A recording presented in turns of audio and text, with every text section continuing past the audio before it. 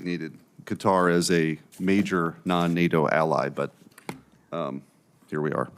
General Allvin, I want to ask you a couple questions about sort of the changing on the battlefield, the use of drones, unmanned support, and there's a lot of conversation and discussion about that being for fifth gen and sixth gen platforms, F-47s, which we're very happy about in St. Louis.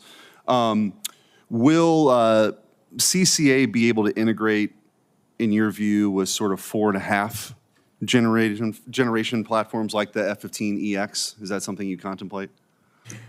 You use the right term. We're definitely contemplating at the threshold platform that we're looking for right now to be able to have those two, which, by the way, we have two of them that are prototyping very strongly right now to integrate with the F-35 and the F-22, and obviously it'll be sort of born to integrate with the F-47.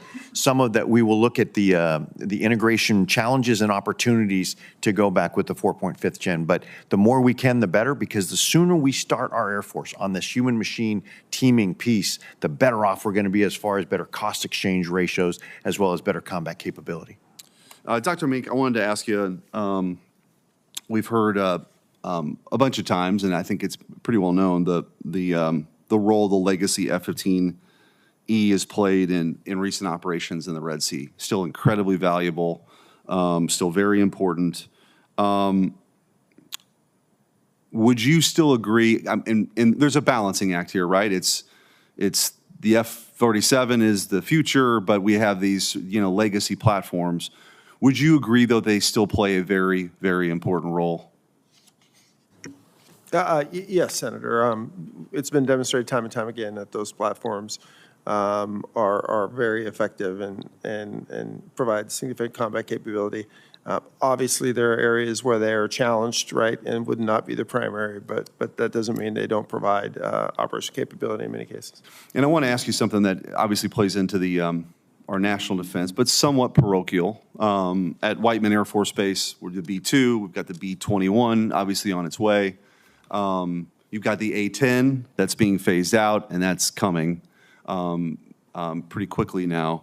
That the F-15E could be a suitable bridge before you have a longer-term solution like the F-15EX as a follow-on mission there.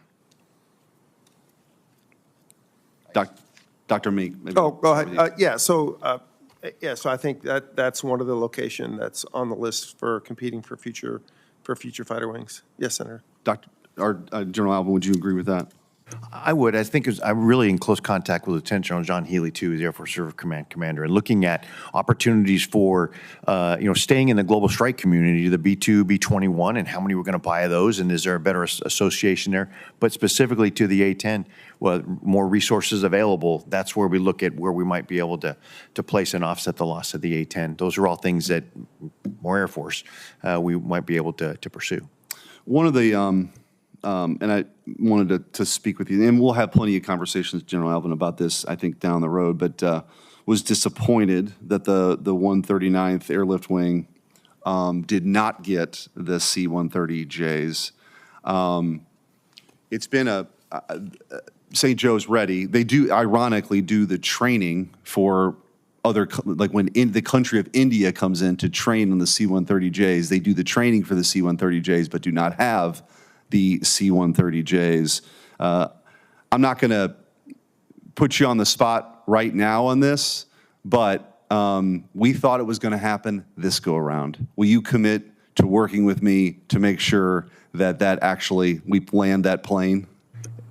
Senator, 100%. What we do, what we can provide to you is an understanding of where the areas were, where it didn't compete well and where it did compete well. That's what we try and do it with all of these when we go from the enterprise definition to the candidate location to the preferred location, to be able to understand where some of those discriminators were and give you a sense of, hey, if there's something that might make this particular location more competitive next time around, this is where it might be. I think we owe you that, and we'll certainly be happy to do that. Well, I look forward to doing that again because we took those comments to heart and I think addressed those issues, but we'll continue to work with you.